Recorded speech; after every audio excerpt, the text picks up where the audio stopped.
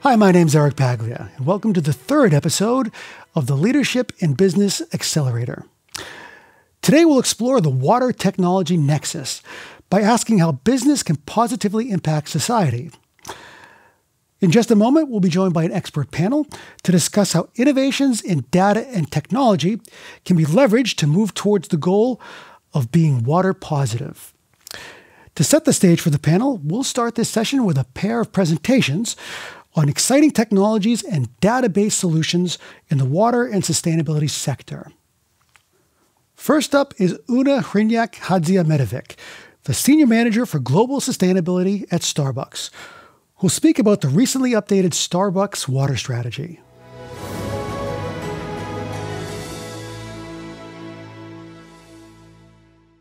A lot of times people ask me where my name Una comes from.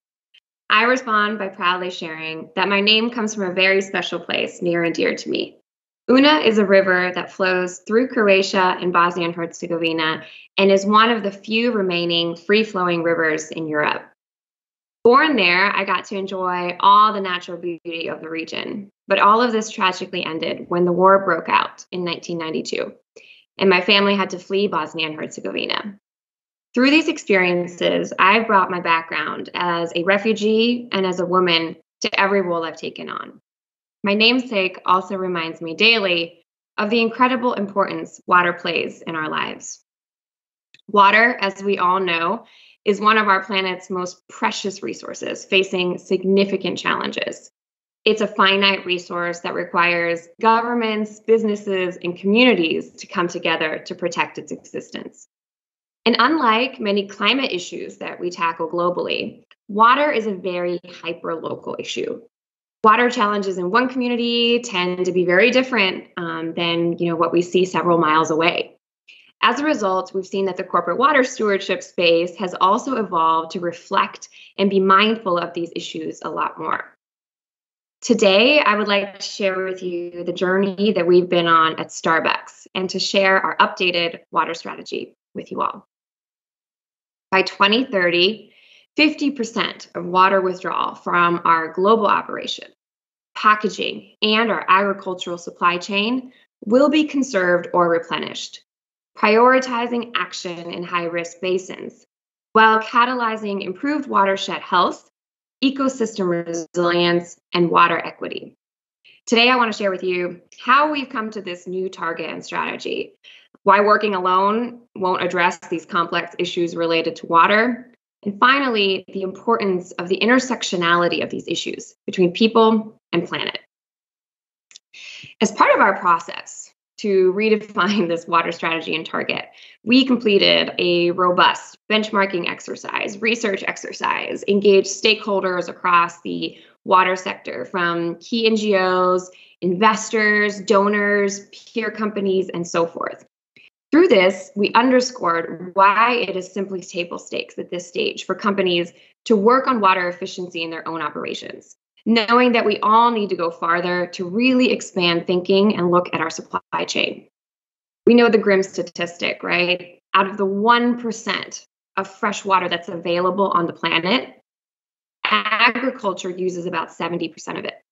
So prioritizing those highest water users in our value chain is really critical as we evolve our corporate water stewardship approach. For Starbucks, coffee is who we are and where we lead when it comes to sourcing practices. Did you know that 1 cup of coffee is 99% water? In 2013, we bought a coffee farm in Costa Rica called Hadzia, which you can see behind me. In addition to being a working coffee farm, it's also a global agronomy center where we have dedicated agronomists, R&D teams who test new climate-resilient coffee varietals, best-in-class practices for how you improve soil health, water quality, as well as new technology that can really help us reduce the amount of water that's used in coffee washing. We work collaboratively and open source the data and findings to benefit coffee growers all around the world. We recently announced a commitment I'm really excited about, a carbon neutral coffee commitment with a heavy focus on water. This includes procuring and distributing eco mills, which use on average 80% less water in the coffee process, as well as less energy, a win-win. To date, we have proudly delivered 600 plus of these mills across some of our key sourcing countries, and we're just getting started. The other common ingredient in a cup of coffee is milk. Learning from our work in coffee, the Starbucks Sustainable Dairy team has been on a journey to outline environmental stewardship principles and practices to really help us define sustainable dairy sourcing. Through the dairy industry's Net Zero initiative, Starbucks is eager to support efforts on farms in the United States to reach net zero, as well as around the world. We're working in partnership with our co-ops, as well as farmers, to really improve the opportunities that they have around water quality, to test innovative reuse solutions, and optimize the water that's used in some of the key processes for dairy sourcing, such as feed production, as well as to engage in collective action projects that support water-related issues in the surrounding communities where we have our dairy farms. Outside of coffee and dairy, beverages such as plant-based alternatives to milk, tea, and other animal-based proteins, we know that they also all require a lot of water. Starbucks continues to offer new and innovative menu options, which include more plant-based solutions as we grow our business globally. This is why it's so important for us to partner with our suppliers on climate and water-smart agriculture in our pathway to 2030. The next major evolution in corporate water stewardship is really identifying where exactly is the strongest need from a connection to our value chain, but also to truly capture the essence of the issues on the ground, informed by science, but is equally important, informed by community members, as well as the farmers that touch our value chain. Through our partnership with the World Wildlife Fund, Starbucks has been using the WWF risk assessment tool to really help us better understand what those risks are, from water governance and infrastructure to access and availability, scarcity, and the impacts of different types of climate change scenarios. We took this tool to be able to insert our sourcing data that we have, as well as our store footprint and some anticipated plans that we have for business growth. This then allowed us to generate results that showed us where on the planet, Starbucks is touching specific types of basins, but where the highest risk and the highest connection are to the business. This has allowed us to help inform and prioritize our efforts, selecting 12 basins that are of highest importance to Starbucks that we identify as high-risk basins. As we all know, a basin is not always unhealthy because of water shortage. It can also suffer from too much water, or the water is really dirty. In these basins, Starbucks will aim to address the most pressing local issues through investing in relevant local solutions for net water positive impact. Some of these solutions can yield measurable outcomes such as water savings, while others leave qualitative outcomes such as improved governance or health, which is also really important. Along this journey, we will also be very strategic and tactical in terms of ensuring that we're seeking projects and programs that really look for the co-benefits for water and for climate, utilizing nature to meet this new target. With that said, though, catalyzing net water positive impacts and improving basin health is not easy. Not only does it require this contextual approach we were just talking about, but it also requires recognition that working on these issues alone will not yield the kind of significant and long-term systems change that we're looking for. To improve watershed health, no one company or one entity can do this alone. Actively participating in leading business platforms such as the UN CEO Water Mandate or the newly launched Water Resilience Coalition, which we're really proud to be a part of, Starbucks will utilize these types of platforms to work in collaboration with others.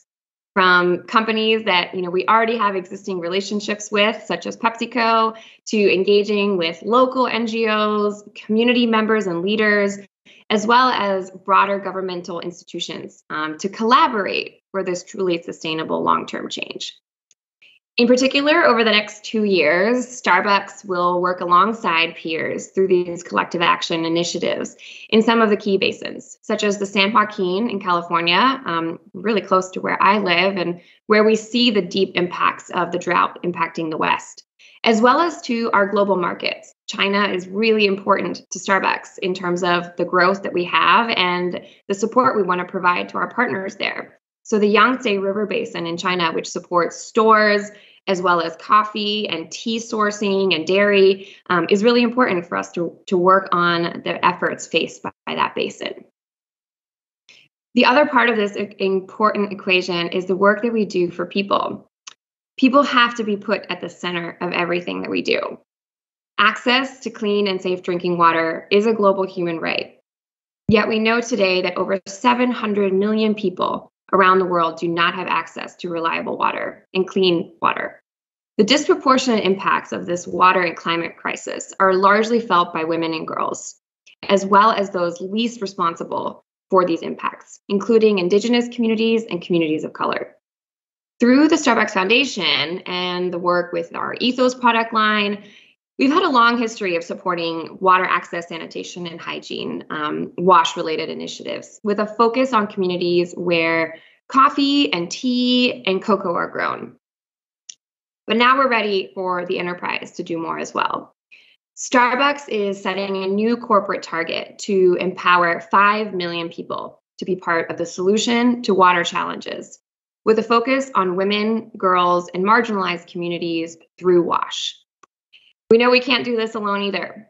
We will achieve this through partnerships with leading local and global NGOs focused on WASH, such as WaterAid and Water.org, to promote access and community resilience to water stress, improving water quality, governance, as well as replenishment in areas of the highest risk. One example of this unique replenishment approach that we're already piloting today is a pilot with Source. Source is a hydro panel B Corp enterprise that's dedicated to improving access to clean and safe drinking water by using the power of the sun and precipitation to create water from thin air. The pilot is supporting water access to a remote coffee growing community in East Timor, where women and girls were spending on average between 4 to 5 hours a day trekking through really rough terrain to collect water for themselves and their families. Starbucks is going to be learning a lot from these types of WASH projects and pilots, and we're excited to help share our learnings and scale such solutions through our suppliers, our licensee partners, as well as some of our key channel partners. Starbucks will be learning from such WASH projects to identify opportunities for scaling such solutions with its suppliers, licensees, and channel partners. We're often reminded that the health of any river, including the one that I'm named after, is dependent on everyone in the watershed committed to doing their part to protect it. In the same way, I believe we can all play a role in this important journey to build a more sustainable and equitable world. So how can you as a company be more conscious and proactive in addressing your company's water footprint, whether that's directly or indirectly? Use the data. Tell the story. How does water impact the business? Where should you focus? How do you determine this? How do you demonstrate progress? Leverage your partners out there to create this story. Look for those initiatives and other companies and partners that are already doing big things and get involved. Seek out opportunities that are actually benefiting issues related to climate, people, as well as water. We know that climate change is one of the biggest drivers to these issues that we're facing. So being able to create a dynamic where you're addressing climate as well as water is really key. Also, I would say create awareness and empathy in how your company specifically impacts other communities around the world. Always remember we're one world. We've got to work together to protect people and planet for today, tomorrow, and generations to come. Create awareness and empathy in how your company specifically impacts other communities around the world. Always remember, we're one world. We've got to work together to protect people and the planet for today, tomorrow, and generations to come. Thank you. Thanks to Una for sharing her compelling personal story and providing an overview of the ambitious water strategy at Starbucks and the wide range of collaborations they've established with other actors in the sector. Next up is Paul Fleming, a fellow at the Alliance for Global Water Adaptation. Paul previously established and led the Global Water Program at Microsoft in the Climate Resilience Group for the Seattle Public Utilities, among many other accomplishments in the water and sustainability space. Here's Paul and his presentation, Access to Actionable, Collecting and Using Data.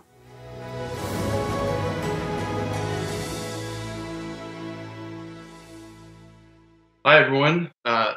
Thank you to CWE for this opportunity to speak to the World Water Week attendees, and excited to be back at CWE again, albeit virtually here. So I wanted to start off my talk by sharing an anecdote that I think helps to set up some of the issues around data and the use of data. About 10 years or so ago, I had the opportunity to visit Central Asia as a part of a U.S. State Department funded grant that was focused on water, hydropower, and climate change. And one day I found myself in a meeting room at the Ministry of Water or Power, I don't remember which, in Bishkek, the capital of Kyrgyzstan. And after exchanging formalities with my colleagues from the ministry, we got down to brass tacks really quickly. And one of the colleagues leaned over this large table and said, "Can we have your satellite data?" I was a little taken aback. I didn't have like a flash drive with satellite data on it. And I was actually there representing the city of Seattle. So I wasn't in a position, we hadn't launched any satellites at that point.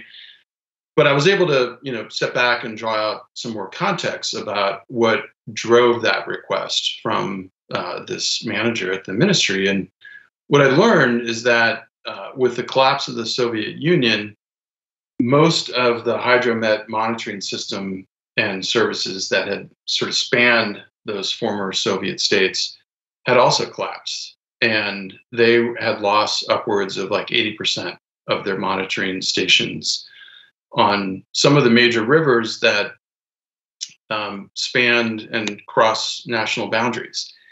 And they were, in effect, flying blind and were not able to ingest and get access to and use critical information to manage the river systems. And, this was what dawned on me, and what I came to learn is just how critical management of those river systems were. Of course, that's the case everywhere. But in this case, you had ag production, a lot of cotton downstream, and there was this intricate trade-off upstream at the headwaters between hydropower production, releases for ag production, and using coal to generate energy in lieu of hydropower. And of course, it was in a region of heightened national security issues and a lot of concerns about unrest, and with the potential for water to contribute to that. And so, I share that anecdote because I think this serves as an example where the lack of data is an example of what I call a data drought, right? And I'm purposefully thinking about this in terms of the water cycle. Of one end, a drought, and on the other end, floods, and applying that to water data. And I'd say that data droughts are probably the primary way we think about water data. We usually think, and in many cases do, lack sufficient data, lack continuous data. Maybe we have quantity data, but not quality, or, in many cases we have huge gaps in terms of quantity data and who's using water. And as I've heard, not a really good understanding of who's using water in California right now in the midst of a major drought, particularly lack of clarity in the ag sector of who's using water. So, and often data may exist, but it may be locked up by users, not shared by government agencies or by those users. And that's a problem that afflicts the developed and the developing world alike. But there's also a situation where there's a flood of data, right? And again, just as in the water cycle, we have droughts and floods, and they coexist often in short order with each other. So too can they coexist with water and water-related data, where there may be an overabundance of data that can really drown out any insights and the ability to act, because that data is not contextualized. It's not put into context. It's not made useful, such that increasing access to data in and of itself doesn't necessarily translate to proper use of the data. And who among us haven't found ourselves in a position where you're unable to act because you're flooded with too much information? And this really brings me to my central point. And I'd say that I borrow heavily from conversations I've had with folks like Aaron Salzberg at the University of North Carolina and Will Sarnes and many others, is that we do need to increase access to credible and trusted data, for sure. But that emphasis on access needs to be accompanied with an emphasis on capacity building and tool development that enables that increased access to data to put it to use in a sustainable and sustained way. And so I believe, just as we emphasize an increasing access to data, we need to be ensuring that we're developing the tools that enable actionable insights to be generated, that enable correlations between seemingly disparate data sources, that work in tandem with enhanced capacity to enable data to inform decisions that lead to water management, improved water management and resiliency. And I believe this is a potentially significant business opportunity for companies new and or existing to step in and figure out how can we develop the translational tools that are needed to harness this flood of data, and in some cases to help fill those drought data examples. And then I think it's also really critical to recognize that data is not a panacea, nor is the development of these tools. That if we're not nesting increased access to data and the development of translational tools within a evolving framework of how decisions are made and institutions that make decisions that are geared towards adaptation and resiliency, which is something my colleague John Matthews at the Alliance for Global Water Adaptation emphasizes ad nauseum, then we're not putting that data and those tools in the proper context and the proper decision-making and institutional frameworks that needed to be developed in order to ensure that whatever decisions we're making are aligned with where we're headed due to climate change.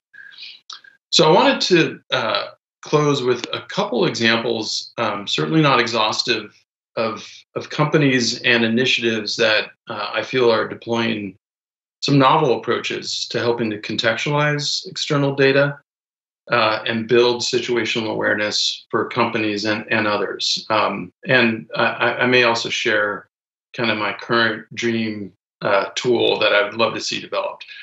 First, I want to put in a plug for the SWOT mission, which stands for Surface Water and Ocean Topography, something that Aaron Salzberg again has flagged for me. And this is one that has it's a satellite mission that's going to be launched, I believe, in November of 2022, joint effort of US and French oceanographers and hydrologists with contributions from scientists in the UK and Canada. And it's intended to provide a survey, one of the first global surveys of Earth's surface water, ocean topography, and measure how water bodies are changing over time. This is an example where we're going to have a vast increase in access to data that could be transformational. But we're going to need to see the development of tools to really put that to use. And if you go to the SWOT website, there's building out that applied aspect of this. How can we ensure that this massive asset is going to be able to be put to use to really inform decision makings and not just have a new trove of data, but data that's being contextualized and again enable users to generate actionable insights. So I think that's an exciting development on the access side. A couple of the companies that I've had a chance to work with, in full disclosure, these companies are ones have worked with and or are advising currently, include the Vector Center, which is led by Carl Ganter along with some other terrific colleagues. What they have developed is what they call a perception reality engine, where they're using AI and machine learning to integrate traditional observational data like vegetation, rainfall, groundwater data with perception data, harvesting social and traditional media to see how people are discussing water, how they're talking about water, and moving towards trying to build some correlations potentially between the two, which again can generate what they call decision grade intelligence to help understand and contextualize water, not just based on the physical parameters, but on those social parameters as well. Another company is Upstream Tech, which is pioneering innovative ways to develop hydrologic modeling using machine learning and traditional modeling methods to both address the drought and flood aspects of water data, and particularly looking at hydro forecasting on river systems, both engaged and ungaged areas. Another startup that I've familiar with is called WaterPlan. It's based in Spain and Argentina. They're focusing on helping to contextualize basin analytics and bring that into a company so that a company can understand and put in context for their operations and their plans what's happening within a basin. And this outside-in approach of helping companies and others make and utilize basin conditions to inform their planning and decision-making is super critical so that there's alignment between what a company does and what's needed within a basin. And then another effort that has spun off of a National Science Foundation project is called Pisces. It's led by Casey Brown and Manu Lal from UMass and Columbia, respectively. And their promise here is the potential to provide a really deep assessment of climate risks for water systems within a location, and to make that information available not just to the water managers, but to a whole host of stakeholders. So helping to create much more transparency and a deeper understanding of where things are headed with respect to climate change for a water system. Those are, again, not exhaustive, primarily focused on how to use basin-related information and bring it into within a company. Helge, who's on this panel, knows very well about many other companies as an investor that are also active in this space. So I think this is an encouraging sign that we're seeing more energy and new energy being brought into this space to potentially help use and frame and put data in its proper place to enable enhanced decision-making. So I'll stop there. Really looking forward to the panel discussion and hope some of these thoughts have provoked some thinking on the part of the panelists. Thank you very much. Thanks to Paul for providing an action-oriented analysis on the potential for data and technology to continue to transform the water sector. Time now to welcome our expert panel for this Leadership in Business Accelerator episode on innovations in water and sustainability. Joining me are Andre Fourie, Global Director for Water Sustainability at AB InBev, Paul Rieg, founder of Blue Risk, Sylvia Lee, Sustainability Strategy Manager at Facebook, and Helge Dabel, Partner and Head of Water at Emerald Technology Ventures. Welcome to Stockholm and welcome to this Leadership in Business Accelerator session. Very nice to have you all here with us. So I'd like to start by first following up on one aspect of Paul's presentation, the key role of data as a decision-making tool in water management. Perhaps each of you can briefly comment on how data can best be harnessed in day-to-day decision-making based upon your experiences. Helge, I think we can start with you since Paul actually mentioned you in his presentation, and because kind of like Una from Starbucks, you're also named after a river here in Sweden, as a matter of fact. That's true. Thanks for that. Yeah, it's actually a pretty river. I once crossed it. I'm not sure if it's related to my name, but it's nice. So quickly addressing the question that you raised, I would like to bring up the topic of water distribution, water service to all of us, turning on the tap, getting at the right temperature, the right pressure, the right quality. It's quite an impressive service, but it's usually undercover, right? Nobody really knows how this is being done. And next, if you compare it to other utility systems, the water utility actually has to deal with a waste stream on top of it. So it's highly complex, right? And on the waterfront itself, if you just think about it, it needs to be the system that delivers the water to us needs to be planned and built. It needs to be operated and maintained. And it needs to be rehabilitated potentially and rebuilt. And through this entire cycle, we have seen over the last 10 years a lot of innovation that actually brings light into the dark, if you will. It's a fact that in the past, people sat down, if we talk about the rehabilitation and replacement, looked at the age distribution of their pipes and decided, okay, it's time, the pipe is old enough, I need to replace it. Very costly exercise. But the age is actually not that much of a problem. It's the uncertainty in which condition that pipe actually is. Is it a leaky pipe? Is it a pipe that is going to leak? So over the last 10 years, you had companies like Pure Technologies, for example, now part of Xylem, that came up with robotic tools that gave you the insights about the actual condition. So speaking about the data drought that Paul referred to, there was a big data drought, but it has been addressed, right? And there are other similar stories during the operation phase, companies that check all sorts of data that is generated to tell you if you have an anomaly issue within the system. A company like Takadu from Israel, for example, does it. So this is where you can really make a difference because the system is very complex, it's very costly. A lot of people rely on it in terms of the services. And that's why you have actually a game to play. You have a business case. You have a benefit to the society. Perhaps, Paul, you could follow up on Helge's thoughts there? Yeah, happy to.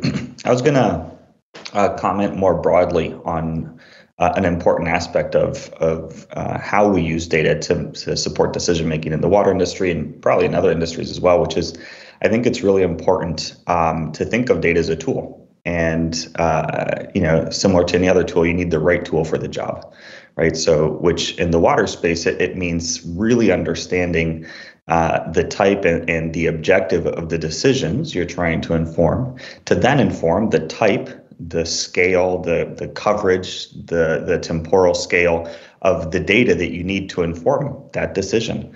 It's very different to inform the design of large infrastructure that needs to be resilient for 100 years or more than to prioritize investments in a portfolio, than to use data to know where to engage stakeholders, right? So it's really important to match the intent of that decision with the type of data that you're going to procure to support that decision. And the reason is you really want to make sure that data serves the purpose it's intended to, and it doesn't get in the way with actually making the decision or driving meaningful action as it relates to water resource management and ultimately have, a positive impact on water resources. So to me, that's really important. And in my experience, it's something I'd like to see more of in the water space. A few examples, for example, there are certain decisions that require basically like a day-to-day type, real-time type data, right? Decisions around variables that change on a daily basis, right? So you're going to need very high quality, almost real-time data to support those decisions around flows or around quality, right? To protect human health, to protect environmental health. Those are very, very different than long-term strategic decisions, right? A lot of variables that we need to understand for water don't change on a daily basis, right? So we don't need to let, investing in very highly granular real-time data get in the way of making decisions if the decisions involve long-term strategic planning. And we can do that with other types of data that might already exist and be accessible to us. So I think that's really important to keep in mind. And I wanted to add one more point, which is, some of the obstacles that I've seen in using data more effectively as a tool. In addition to what I just mentioned, another one is there's oftentimes a lack of engagement between interested parties, right? So it's not sufficient just to have the data, right? You need to be talking to the people that you want to work with to make a decision, influence a decision, and ultimately implement actions that are going to improve water resource management. So I'll leave it at that. Those 2 points to me are really important, and in my experience, need a little bit more attention in the water industry. So the social aspect is also important. Sylvia, how about you? What are your thoughts on Paul's presentation and the use of data in decision making? What this Paul just said really resonated with me. I need to first explain what Facebook has to do with water, because sometimes it's a little bit confusing to the water world. Facebook, probably most people know what that is, but we do have pretty large infrastructure, data centers that host the data from around the world. So we do use a reasonable amount of water, not compared to some other industries, but that is quite critical for us to be able to operate the platform. So I think what Paul said really resonated. When we do very long-term planning, be it, are we looking for a new location, so on and so forth, the types of data that would be helpful for us is that longer term. Now, even that, from our perspective, is changing quite rapidly. IPCC reports are coming out. Just that is also shifting how we view that long-term data. We're also experiencing a lot more extreme weather events. Now that might be some of the more temporal data that Paul just talked about, but also impacts that longer term data. So we are always hungry for better quality data to help us with longer term planning. And then on the more the spatial and the temporal needs that we have when we operate is different. Right, we would love to have more granular data on extreme weather events that are going to impact us, and have that not just have that data, but we also need the ability to interpret that data. What we're finding is a lot of this data is quite technical, and we could get numbers and or colors or stuff like that, but the ability for us to understand where that data comes from, what it means, what is the level of uncertainty associated with that data in order to make good decisions is also we're experiencing a bit of a gap there. I will pause there. Okay, and Andre, how about you? What do you think about the use of data in decision making in the beverage industry? Yeah, data and technology are already revolutionizing the way we are managing water as an industry. Certainly internally with smart metering and real-time data, it enables the precise application of the right quality of water, the right type of water, and the right process at the right time, the correct temperature, the right quality specifications, etc. But I believe the big shift that we're going to see coming over the next decade will be the circular economy of water. And that particularly relates to the intelligent use and reuse of water, with treated effluent being applied optimally in the industrial processes, but also shared with neighboring communities, with neighboring businesses, industries, and agriculture in the future. It's already starting to happen, but we really believe this can happen at scale. And the same way that, for instance, breweries are internally networked on water and data, we see that happening on a bigger geographical scale between industries, communities, etc. Externally, in watershed, it would allow us to monitor and manage and measure water flows and quality in real time, compared to today, where that's quite expensive and slow and tedious. with a combination of sensors and drone observation, satellite technology, combining and integrating it with algorithms, we can discern small changes in water levels or temperature or chemical composition, etc., which enables companies to plan and participate in watershed projects with others. And I think it's Paul said that interface of data builds both efficiency and effectiveness, but also trust over time. And we believe it will also, in time, enhance accountability, which is essential. I would also just finally say, in our supply chain, the technology is driving a revolution in the sense of combining satellite technology on soil or in soil moisture probes and overlaying that with understanding soil types, real data, what's happening with the productivity of the crop, and taking the right decisions in terms of managing that going forward. So for us, technology is going to enable a much bluer future. Perhaps we can speak about some specific technologies, blockchain and decentralized finance. So, Paul, how do you think these will be utilized to enable smart water ecosystems going forward? Yeah, so my somewhat limited exposure to those technologies has basically led me to believe that over time, blockchain technology and the benefits it brings will be applied and will be adopted in the water industry, in the water sector. I think we're probably in the early days of that, but I think there is definitely appetite, and we've heard from some of the other panelists already, to improve how we share data amongst practitioners within organizations, but also outside organizations within catchments. There's appetite to improve how we contract services within the water industry and how we finance projects in the water industry, something that we all know is really critical moving forward. And all of those things are things that blockchain can help improve how we do by saving time and money, right? There are still some concerns, I would say, and eager to hear from others, around cybersecurity threats, particularly to utilities. So there's some concerns around that I think would need to be addressed. And there's just generally, I think, a global lack of expertise in blockchain, right? So I think we need to overcome some of those barriers before it's really widely adopted. But I think the potential is there. A few things that are indicative of how it could add value. Typically, I think from what I've heard, blockchain can help in scenarios where there's really complex systems in which different actors are trying to complete transactions, and currently completing those transactions is slow and expensive, right, and complex.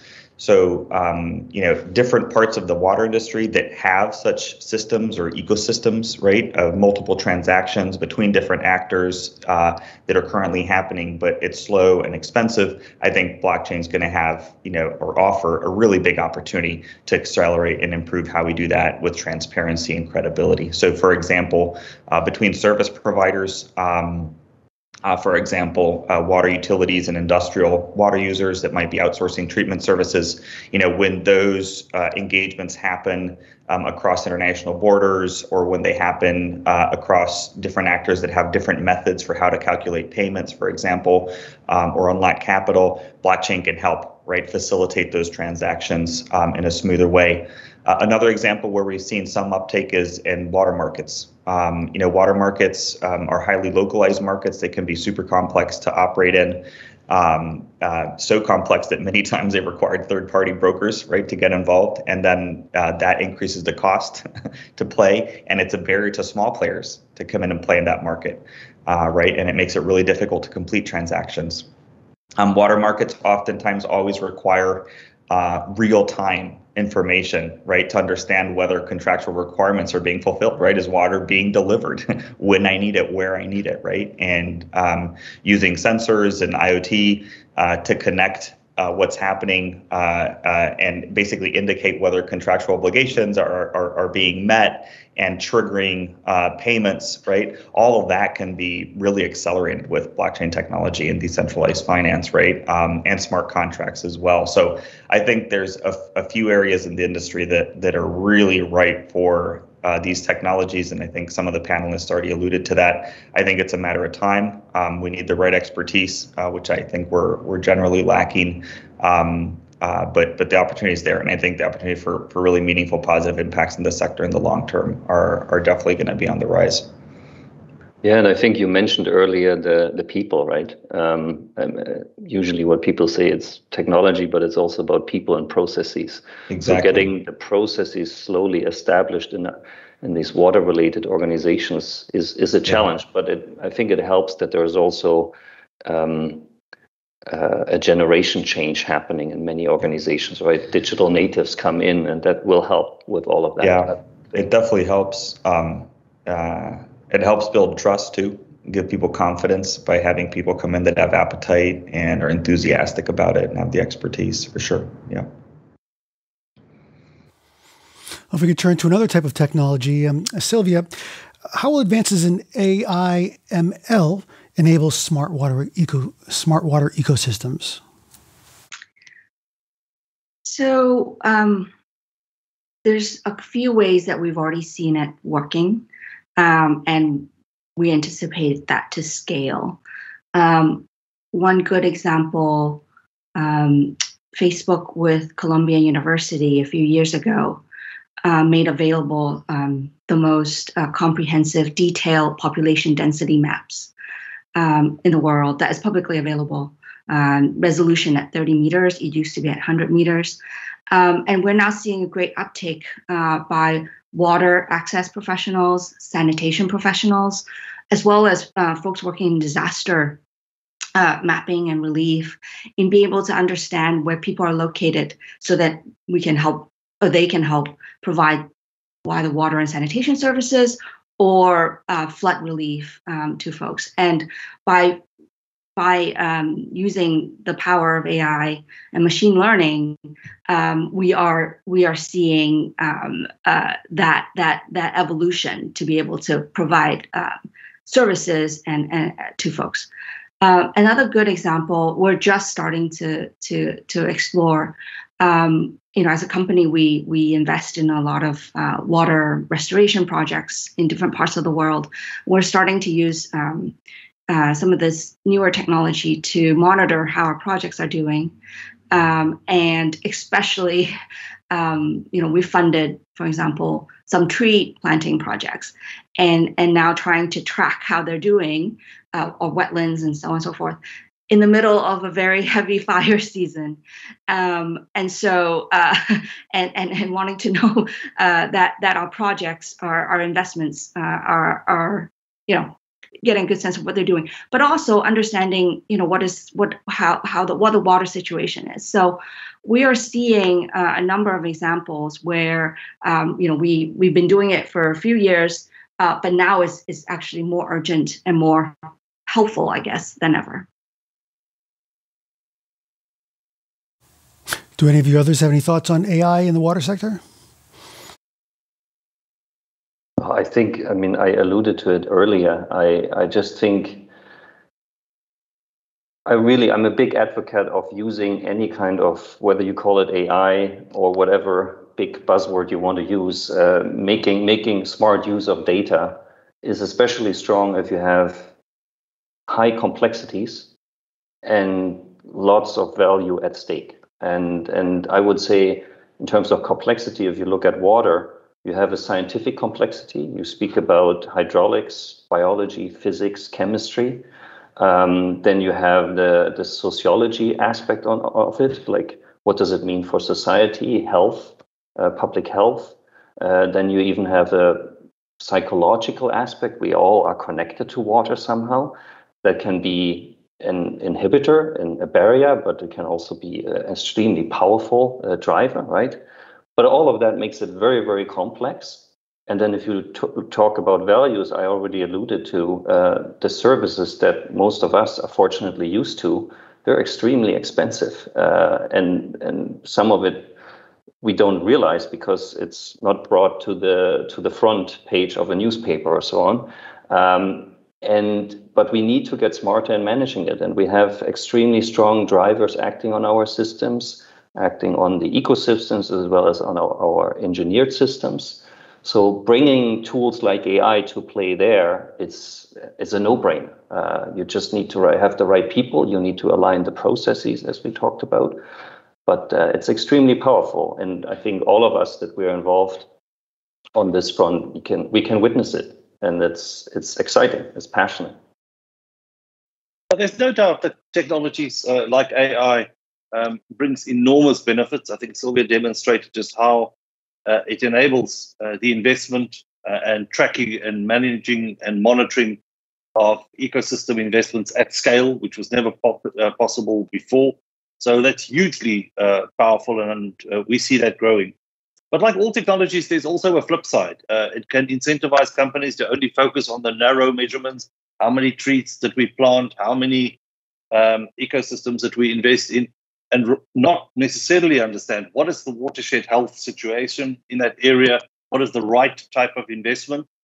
Maybe it's cheap to plant trees, but maybe that's not what's exactly required in that watershed. So the technology is very enabling, but it cannot replace direct engagement, stakeholder consultation, and making sure that watershed investments are relevant. I mean, Andre mentioned there the incentive structures around this.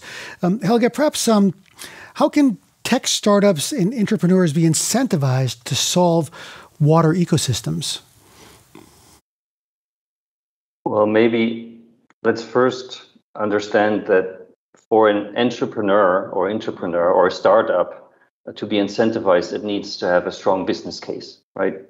And unfortunately, mostly protecting ecosystems doesn't provide a business case, at least not a short-term business case. We all know large organizations that have the long-term view, have developed a long-term view, and see how important it is to protect ecosystems, obviously for their own benefit, but also to keep society stable, all different users basically stable of accessing that ecosystem. But essentially what it boils down to, protecting the ecosystem is something that is done by the regulator as a representative of the public, right? And that is done, but what actually really matters is the enforcement of that regulation, right? If we look at China, for example, they have had for years one of the strongest environmental laws, but it's really the enforcement that now starts to make the difference. And when you have that in place, obviously, then you have the drivers in place for tech providers to come up with the most efficient solutions. We all know that almost any water problem can be solved today. Is it done?